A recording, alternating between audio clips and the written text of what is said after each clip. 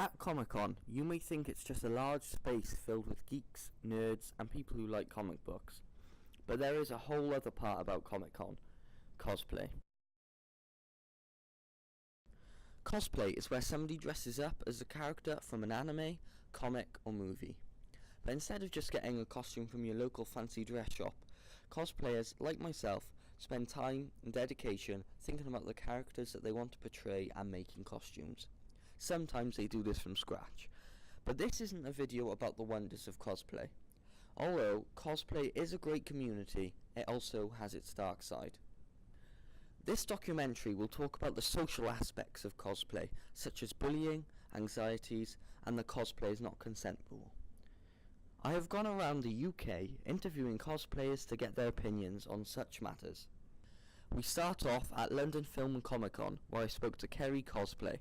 This is what she had to say. What is the cosplay that you're wearing today? This is Kyra from World of Warcraft. Can you tell me some of the things you went through to make it? This is made by the company that I work for called Artifacts.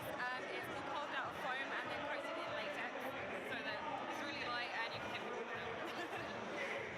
How did you first get into cosplay? I was actually on a TV show called King of the Nerds, and there was a cosplay competition on there, and I never heard what cosplay was, and then they explained it, and I just got addicted to it. And the judge that was judging the competition, I actually worked with it before now, as a prop maker, yeah. Can you tell me some of your previous cosplays that you've done? I've done loads of cosplays. They're mainly from video games, so I've done Anya Strauss and Gears of War. I did a female version of a Master Chief, and I'm also a League of Legends character. Have you ever dealt with any other cosplays? Yeah, I did a female Master Chief costume, and I had my stomach out, and it was slightly lower cut than Master Chief, and I got death threats online, lots of abuse for sexualizing the character. Have you ever dealt with any anxieties towards it, or know anybody who's dealt with anxiety within cosplay? Yeah, not myself. I'm quite a strong person, but the comments people make always get you down. Like, there could be 100 nice comments, but you'll always remember the nasty one. And some of my friends really don't cope with that as well. One of my friends even removed her cosplay page from Facebook because of a comment someone made. So. What do you think about the cosplay is not consensual? What do you think that it's being publicised enough? Not many people know about it, to be honest. It's always polite to ask someone for a photo, or the amount of times I've been sat there eating a sandwich and people have been taking pictures, and yeah, it's not great. But I think it needs to be sort of publicised more than it has been. Do you think there's been enough done to prevent such things as that bullying around cosplay? The problem, I think there is at conventions, like conventions stop it happening, but the internet is such a nasty place that you can't filter the internet, unfortunately. So whatever you put online, you have to be prepared for someone to say something nasty. I then went to Comic-Con Cymru and spoke to Joseph Kerr, a cosplayer and MC at local comic-based events. What's the cosplay that you're doing today? Okay, so this is a Gomez Adams cosplay. Did you go through anything to make it yourself? Yeah, I've basically changed a lot of things. So this was originally a normal suit jacket. I've added parts to it, added thing, of course. Yeah, so a bit of work, but a lot of handball. How did you first get into cosplay? First got into cosplay, I was going to events and working in stalls, and just loved the kind of cosplay atmosphere. So I started doing a few of my own, and kind of carried on from there. Can you name some of your previous cosplays? Mostly I cosplayed with German. Have you ever dealt with any abuse from cosplay? I've been pretty lucky. I haven't actually had that much trouble. Yeah. But there has been occasions where I've witnessed it. Yeah. Do you know of anybody who has dealt with it? A previous event, one of my friends, a girl was dressed as Poison Ivy from Batman, and a guy just came up and grabbed her backside. Completely, never met him before, no one, there have been a few kind of situations. Another girl where a dad was actually making comments to his son about, the girl. Yeah. Do you think enough has been done to prevent such things like that, like cosplay not consensual? think a lot more is being done now than has been done in the past, but I still think we've got a really long way to go. I still think people are not fully understanding what the whole cosplay is not consent thing is about. Some people still kind of joke about it almost, and I think people have got to start taking it more seriously when it does happen. Do you have any ideas of what could maybe be put into place? I think that basically something on the lines of a warden or something that people can go to and discuss it with them. I mean, at cons there are security, but of course they're busy doing other things. So if there was an obvious visible presence that you could report things to, I think that would be a really good thing for a start. And possibly, for persistent offenders who are doing things that are really beyond the pale, then maybe some kind of, ban from events in future. Cardiff Anime Con was where I spoke to one of the Carmarthenshire Ghostbusters. What's the cosplay you're wearing today? It's not so much a cosplay as it is a uniform. We are the Carmarthenshire Ghostbusters. This is my associate, Simon Green. And basically we have a table here. We raise money for Latch, the Welsh Children's Cancer Charity, based in Cardiff, funnily enough. So we're in Cardiff today, so that's always good. But yeah, this is basically a uniform, and what we do is go around bust ghosts whenever you need us. No fee is too big, no job is too big. Who are you going to call? Carmarthenshire Ghostbusters. Can you take me through some of the steps that you went through to making your costume? Well, I bought this, the uniform. I got that made. This I made myself. Not so much, but I made that. And then when it comes to that's an old tape measure holder. I used to hold my PKE meter. Then you got the PKE meter. Well, this is a Mattel PKE meter. You can buy these. Inside is a David Annell sound kit, so it's got actual sounds from the movies even. So that's quite cool. As for these, I just weathered these. Again, these are bought. That's cast. That's bought. Pretty much everything on here has been bought. I haven't made much of this cosplay. As for my other cosplays, I made a lot of stuff, but also a friend of mine helped me out making stuff as well. So yeah, but as for the actual proton pack itself, if you want to get a shot of that proton pack there, that's my proton pack there. That was made by Ben of Kent Prop, based in Kent, believe it or not. But yeah, so a lot of it bought, to be honest with you, a lot of it bought, yeah. Just a lot of love going into keeping it well maintained. Can you explain to me how you got into cosplay in the first place? How I got into cosplay, that's a hard one. My friend Marcus, my friend Marcus Belden Smith, he's a steampunk, and he said, you should do the steampunk thing, because I could do all the bits and bobs or whatever. And I've got the beard, and he said, just get a waistcoat and a cane, bits and bobs, do your hair or whatever. And it started off really plain, just like a gentlemanly type dress up with a brass cane, and that's about it. That's how it started off, and then it got more elaborate and elaborate, and now I've got a 40k las gun, and I like do myself up in soot and everything with like dirty clothes, and I go around like pretending I've got a big las gun and stuff. Because I run the Carmarthenshire organisation of Genteel Steampunk, COGS, with my friend Marcus Belden Smith. We do events like the Dino Hunt we did at Danarol Golf Showcase. There was a good 80 of us going there, dressed in full steampunk kit, going there hunting dinosaurs, just for fun basically. So that's how I started, that's the cosplay I started, was just different variants of the same steampunk character, but in different situations. Yeah. That's pretty much how I started off. And now this. Can you give me a list of maybe some of your previous cosplays? Let's see now, there was the Gentleman Steampunk, there's the Engineer Steampunk, the Demolition Steampunk, a lot of steampunk, to be honest, a lot of steampunk. Pretty much all of it was steampunk, there hasn't been anything else other than steampunk. Mad Scientist, that was like more of a Halloween costume, just like a lab coat with stitches all over it, that's about it. That wasn't so much a cosplay, it was just like a Halloween costume. But now this, so that's basically it. Yeah, steampunk and now Ghostbuster, full on. Have you ever dealt with any abuse from cosplaying at all? Yeah, has anyone heard of the new Ghostbusters movie? Yeah, you get a lot of abuse for liking it and stuff like that, but it doesn't matter, because that's a giant poster we've got from a cinema. Went to Markham Park and they gave me that. That's a giant Ghostbuster poster from the new movie, because the new movie's awesome. I don't care what other people say.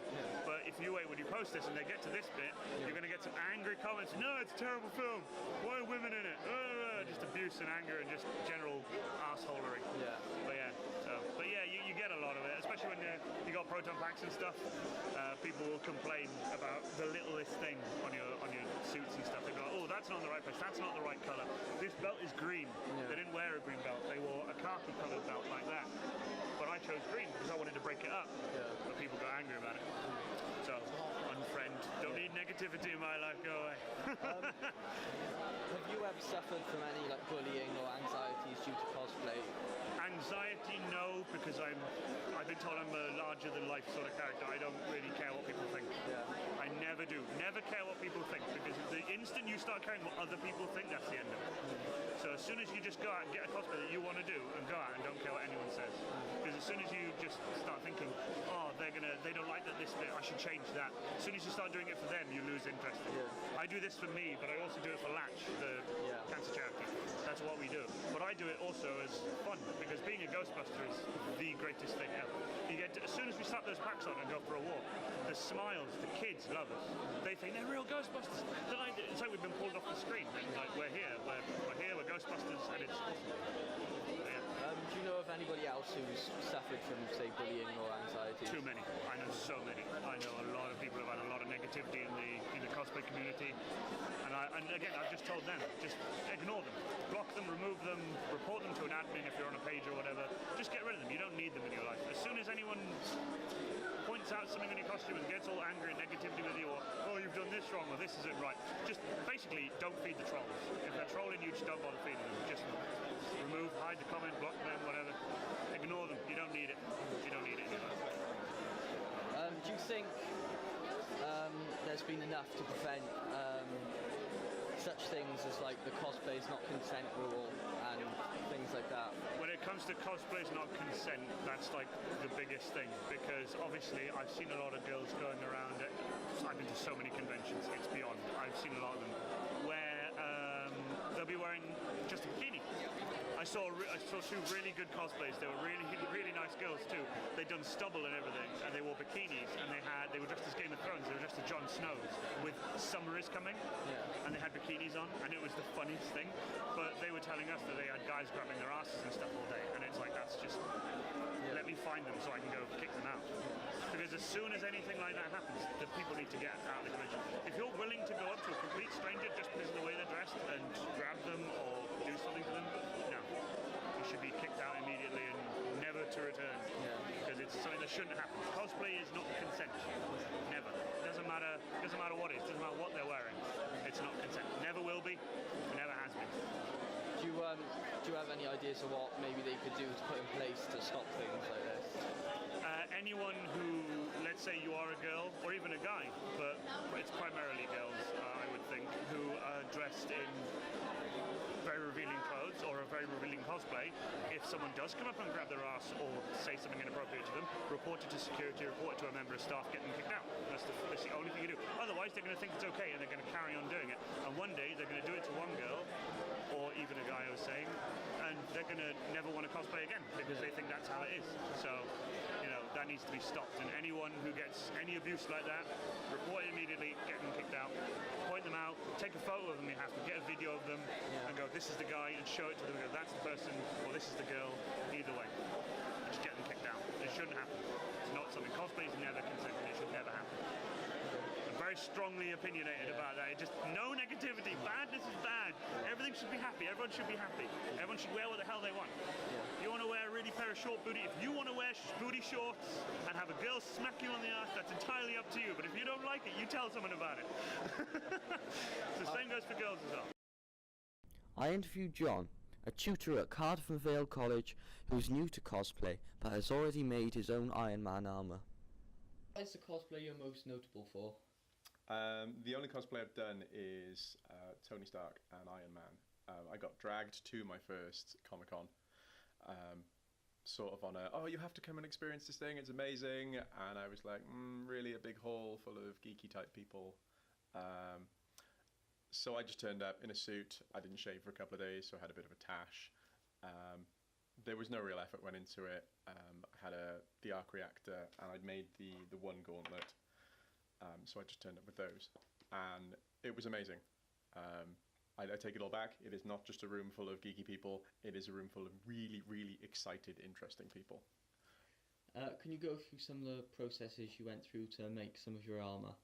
So the full Iron Man suit I did, a lot of it was vacuum formed plastic, which is lightweight. It's a bit more effort to work with, but it's really solid. Like I could probably get tackled in the full suit, and yeah, I wouldn't really feel it. However, I have since discovered the marvel that is EVA foam, which is crazy lightweight. You can move in it, it moves with you, you can spray it, and it's still, you get a really nice finish with it, as you can see, and that's just foam. Can you maybe list some of your previous cosplays at all?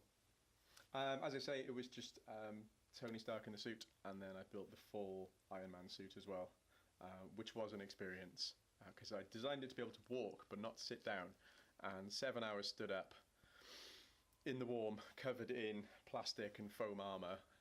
Yeah, things got a little sweaty on board. Can you maybe go through some of the props that you've made and how you've made them?